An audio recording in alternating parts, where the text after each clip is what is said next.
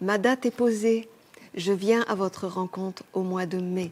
Je viens vous présenter l'école d'Isis à Paris, à Nantes, à Montpellier. Venez nombreux pour bénéficier de cette nouvelle opportunité d'entrer dans l'école d'Isis.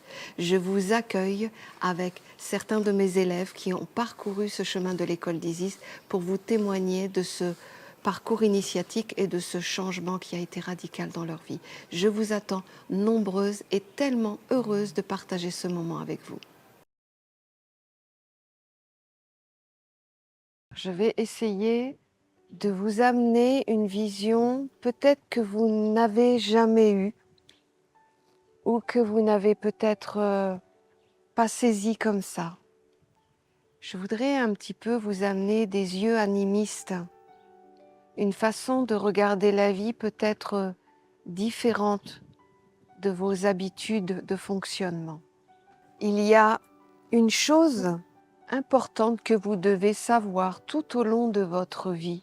Vous n'êtes pas rien dans ce grand univers où vous pouvez comprendre les lois universelles, vous pouvez comprendre les lois de la matière, vous pouvez comprendre les lois du subtil, mais il y a un réel, toujours un réel. C'est-à-dire que vous êtes un pôle central qui fixe tout, la matière, le subtil et le divin.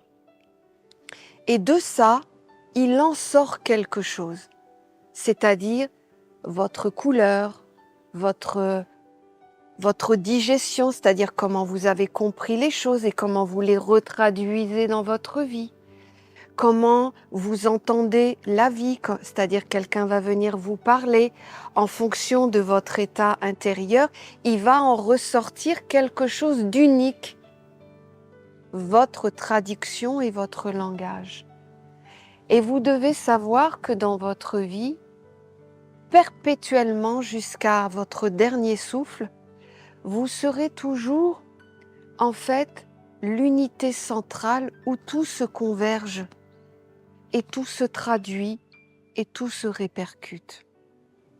Et donc, c'est pour cela que la mère a tellement insisté sur le fait de se connaître. Pas de se connaître pour savoir qu'est-ce que vous avez été dans vos autres incarnations, les grades que vous avez, les pouvoirs que vous avez. C'est juste, est-ce que vous êtes conscient que vous êtes aujourd'hui sur la Terre un élément qui est traduit par 4 corps, de la terre, de l'eau, de l'air, du feu, et que de ça en ressort une réalité, c'est-à-dire comment la vie, elle est vue d'après votre univers intérieur. Et que c'est de ça seulement que l'on parle, pas de tout ce qui existe autour, qui sont des compléments de vie, mais vous êtes l'unité centrale où tout se converge, où tous les projets subtils souhaitent trouver corps, où toutes les pensées intelligentes souhaitent trouver corps et résultat, où toutes les lois de la vie souhaitent trouver corps. Et en fait, qu'est-ce qui se passe? C'est qu'en fait, vous êtes la répercussion de tout ça.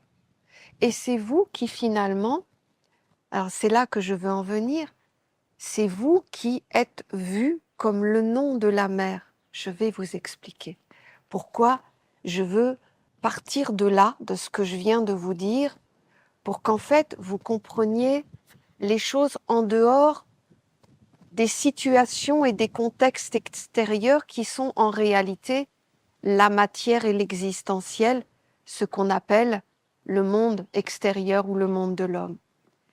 J'ai envie que vous regardiez les choses d'un petit peu plus haut, en fait, en comprenant là d'un coup qu'en fait, peu importe ce que vous êtes d'une façon universelle, pour l'instant, vous êtes ça. Vous êtes un pôle central sur lequel il y a des tas de centres d'intérêt, des pensées, des intentions, le karma, des désirs, une mémoire. Il y a tout un univers autour de vous qui va être de la matière, du subtil et du divin, qui ne doit et qui ne peut et qui ne sera que par votre interprétation. C'est-à-dire, ce que vous allez attraper de la pensée, qu'est-ce que vous allez en faire? Qu'est-ce que vous allez attraper de l'information qui va toucher votre cœur? Qu'est-ce que vous allez en faire? De la compréhension dans votre matière, c'est-à-dire ce que vous avez mis en place, ce qu'il en ressort, ce que vous avez compris, le fait d'avoir des enfants, qu'est-ce que vous en ressortez? Ça passe par vous et ça donne de vous. Nous sommes une identité, nous sommes un univers, nous sommes un point central qui donne vie et réalité aux choses. Nous incarnons tous les jours des mondes. Parce que c'est grâce à notre digestion, ce qu'on a compris de la pensée, ce qu'on a vécu du sentiment, ce qu'on a compris de nos actes dans la vie, ça s'appelle une digestion. Et de cette digestion, eh bien, il en ressort un corps, une émanation de corps sain ou malsain. Vous voyez ce que je veux dire? C'est vous qui finalement donnez la résultante et la finalité de tout dans la vie. Vous voyez? Mais quoi qu'il en soit, l'univers autour de vous, peu importe comment vous le nommez, vous regarde comme la digestion, comme l'incarnation, comme la validation, comme le résultat de ce qui est sur la terre, ce qui est enfanté par vous-même, c'est-à-dire ce que vous mettez au monde tous les jours, par votre digestion et finalement, j'aurais tendance à dire, par la conscience de votre présence intérieure. Plus vous êtes là et plus vous le voyez, moins vous êtes là et plus vous subissez ce qui se passe, parce que le processus, il se fait avec ou sans vous. Vous voyez ce que je veux dire? Il se fait, parce que vous êtes vraiment un pôle central, qui est une unité dans cet univers de l'incarnation, qui est vraiment la possibilité du tout, qui est la naissance du tout, mais qui est aussi votre propre naissance. Vous voyez ce que je veux dire? Parce que vous arrivez sur la terre, votre première naissance, elle est matérielle. Vous avez votre prénom qui va donner un peu la façon de comment vous allez vous mouvoir dans la vie. Est-ce que vous avez un prénom très matériel, très carré, très aérien, très logique, très controversé? Dans votre prénom, il y a énormément de votre personnalité. Vous avez votre nom de famille, qui est en fait la succession dans la matière de votre grande lignée familiale. Tant que vous portez le nom, vous portez les ancêtres, vous portez les valeurs, vous portez la vision de la vie, vous portez l'étendard de votre famille. Et il vous est demandé par votre nom, est-ce que vous êtes toujours de cette lignée ou pas? Ok. Donc votre nom, grâce à votre prénom et à votre nom, vous êtes déjà un corps. Tout est dedans, quelque part. Vous avez après un autre élément qui va influencer.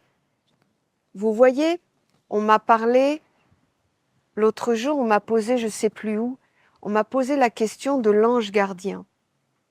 Eh bien, vous voyez, quand vous arrivez sur la terre, vous avez aussi comme un ange gardien qui va définir un peu le style de personnage que vous êtes. Est-ce que vous êtes un personnage éthéré qui vit dans des mondes subtils, qui va plutôt avoir plus confiance en des choses abstraites, et puis vous pouvez être un personnage très concret, très matériel, avec ce que je vois, je crois, avec on peut se poser que sur des choses réelles. Vous voyez, on est tellement différents. Mais en fait, nous sommes pas si différents que ça, c'est que nous sommes des catégories d'individus.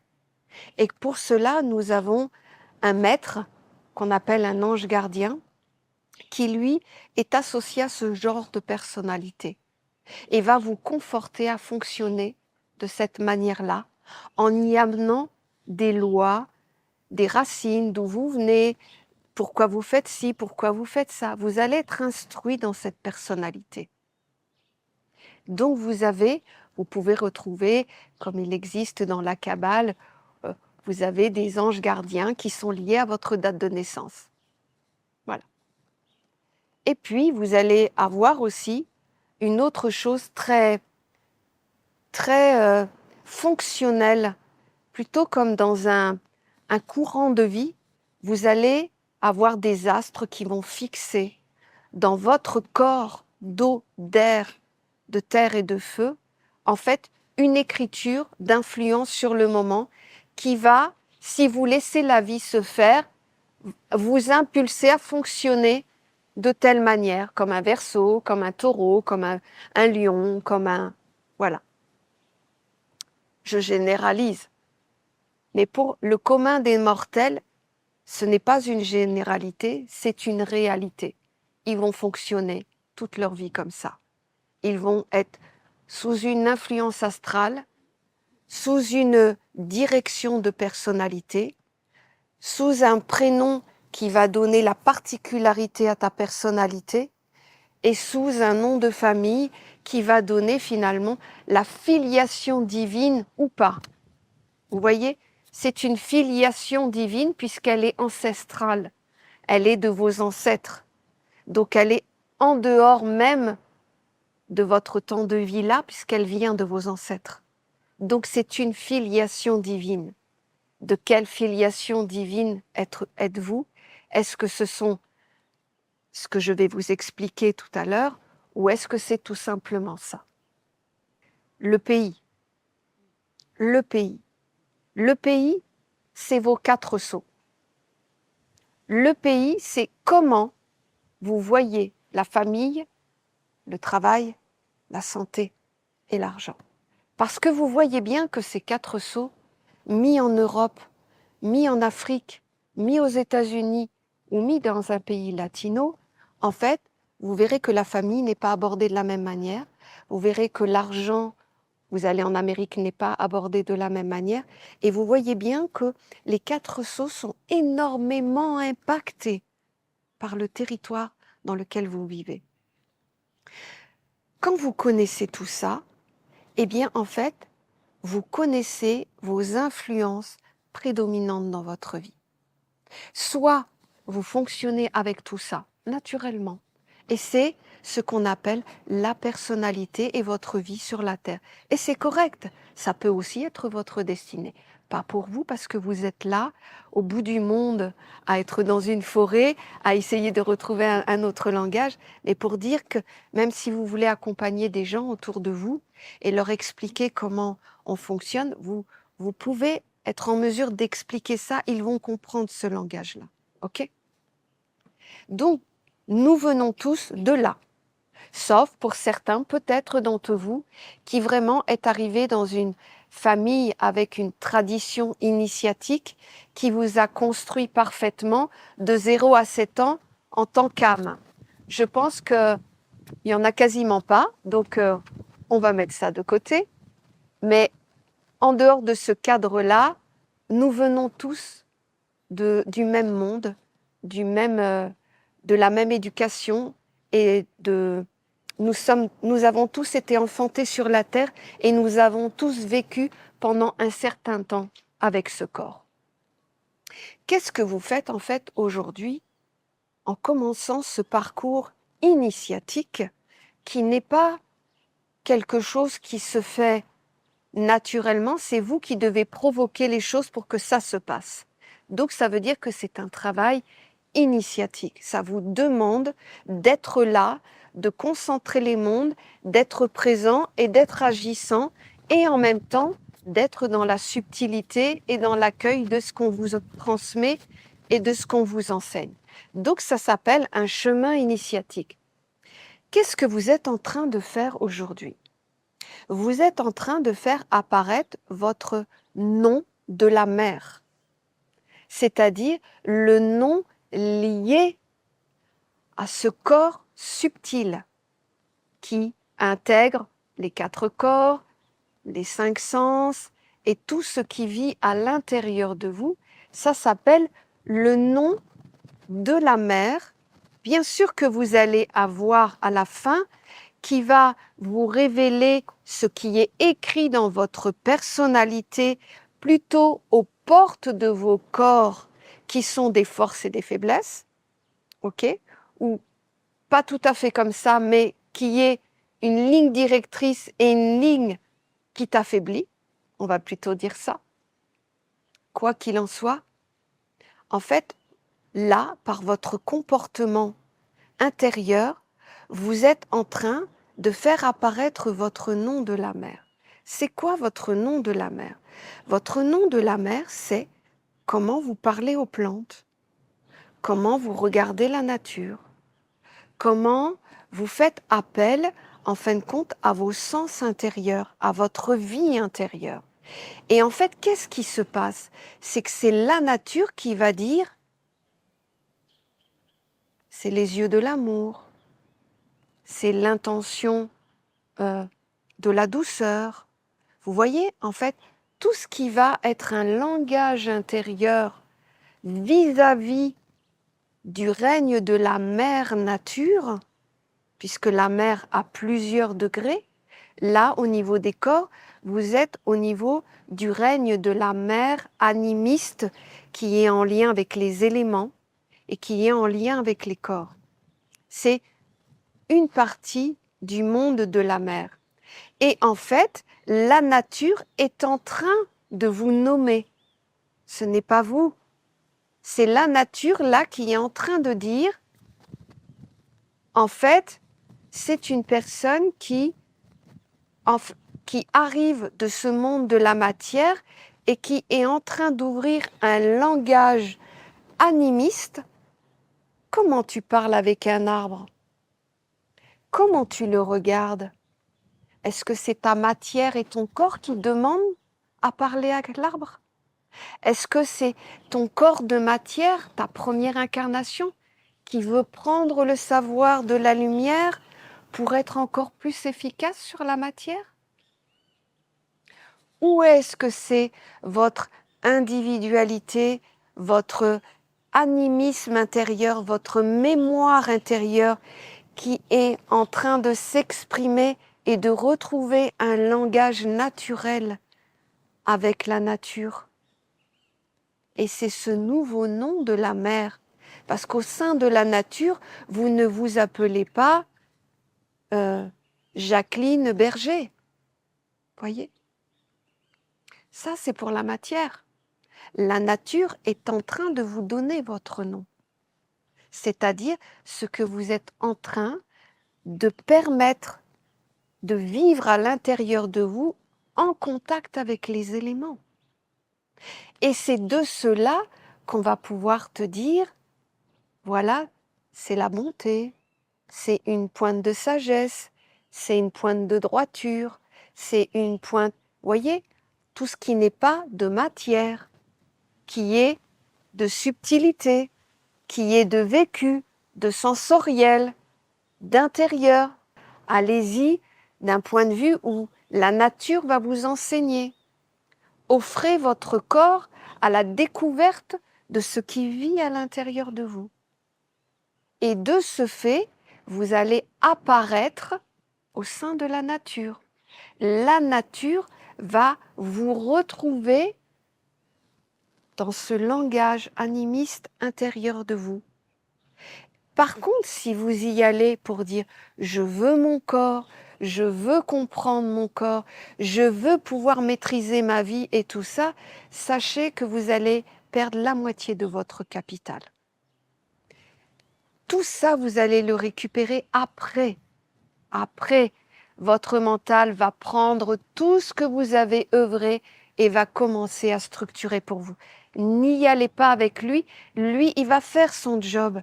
Il va ramener ça à votre existentiel. C'est normal. Mais ne le laissez pas faire. Vous allez perdre le bénéfice de ce que vous êtes venu chercher ici. Vous êtes venu chercher ici pour trouver le nom de la mer. Le nom de la mer, c'est la nature qui va vous le donner. C'est les éléments de la nature parce qu'en fait, vous allez offrir vos corps. Et c'est à travers ça que vous allez apparaître. Donc, vous devez naître à la subtilité. Et en partant d'ici, vous allez avoir le nom de la mer, c'est-à-dire ce nom où vous êtes identifié à la mère nature, aux valeurs animistes de votre vie, pas à votre matière. Vous n'en ferez rien avec votre matière, vous avez déjà un nom. Utilisez-le pour votre matière, mais ne mélangez pas les mondes. Donc là, vous êtes en train de naître, puisque vous allez avoir un nom. Vous êtes en train de naître à la subtilité, à l'animisme, à votre mémoire profonde qui est en vous et qui attend juste les conditions que vous allez leur offrir pour pouvoir s'exprimer. Et de cela, la nature va vous renvoyer ce que vous êtes en réel par rapport à elle, vis-à-vis d'elle, en lien avec elle, en présence avec elle. C'est la deuxième étape. Et demain, il existera une troisième étape qui va être de naître à un monde supérieur.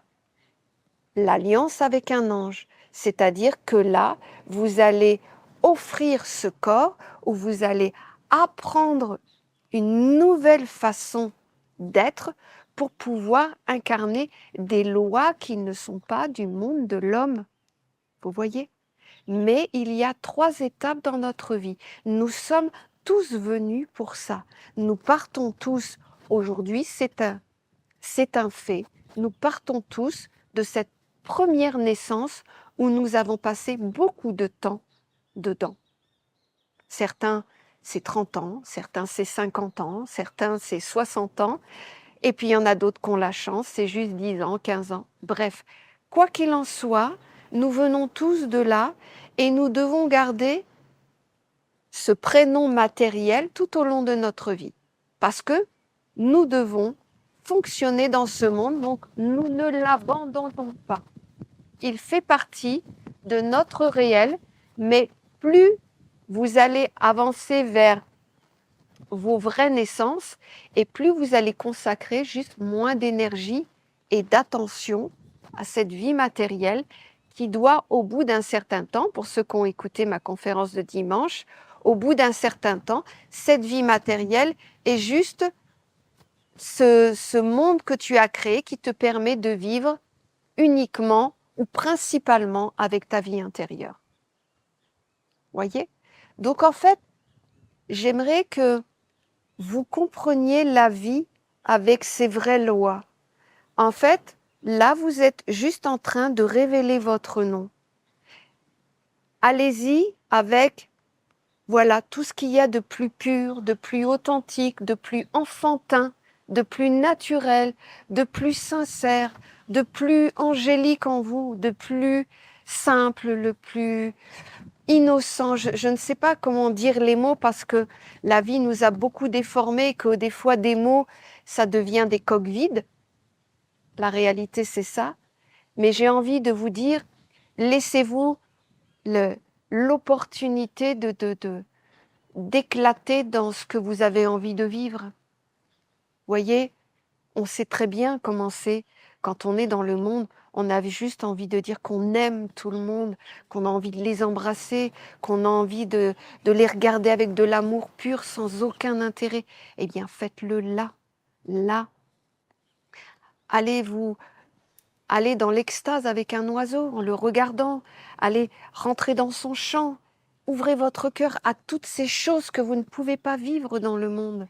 Laissez-vous aller dans l'eau et puis que l'eau vous caresse. Laissez-vous entrer dans une danse d'essence avec l'eau. Vous voyez, il y a tellement d'expériences à vivre là.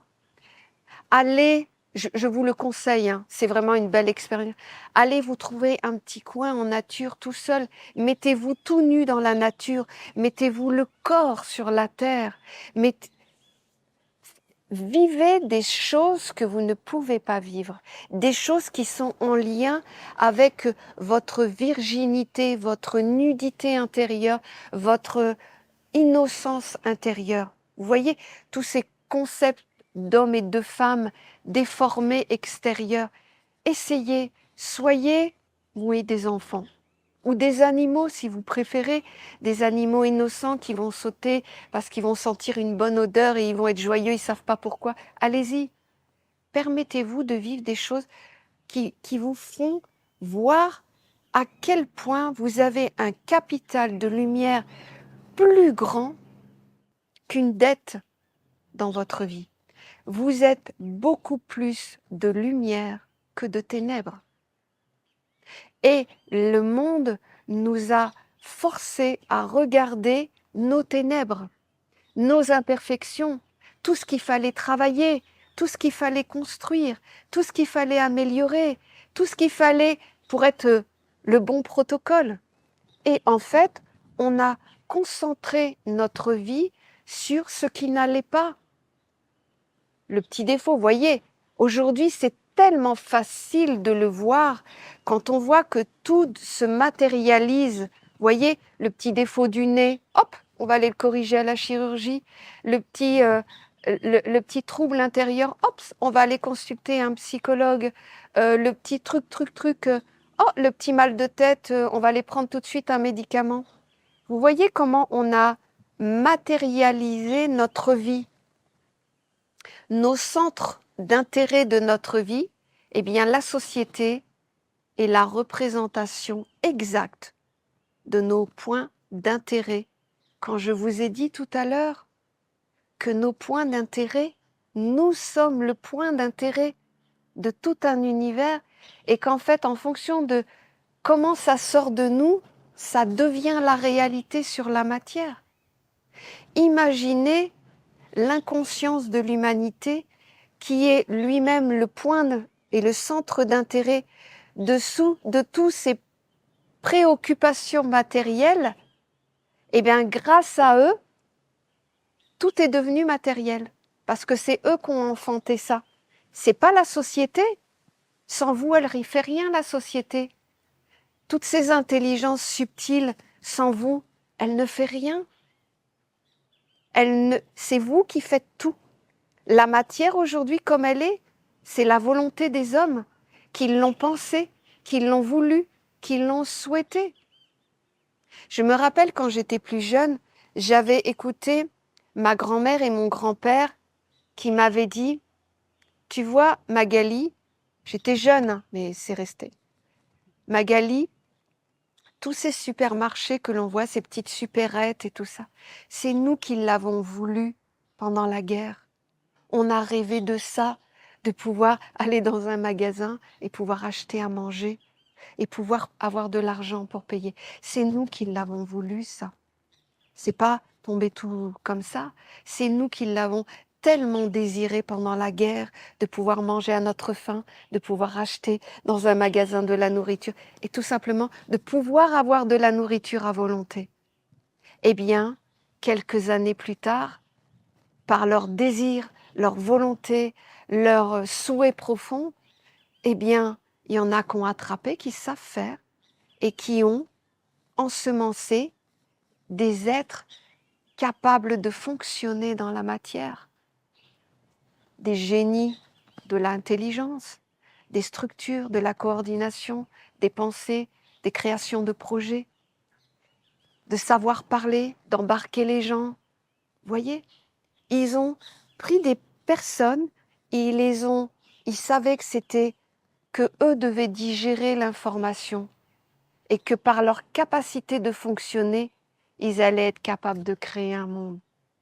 Eh bien, vous voyez, quand on regarde les choses au-dessus, à un moment donné, on se dit « Ouais, mon pouvoir créateur, je vais quand même l'utiliser au moins pour mes valeurs. » Même si ce n'est pas encore peut-être pour votre vie, que ce soit au moins pour vos valeurs. Et demain, pour votre vie, parce que ce sont des étapes qui demandent des choix. Et des fois, on n'est pas encore prêt, parce que notre première incarnation est encore trop omniprésente, trop demandante, trop accrochée à vos sens, à vos sensations et à vos demandes intérieures.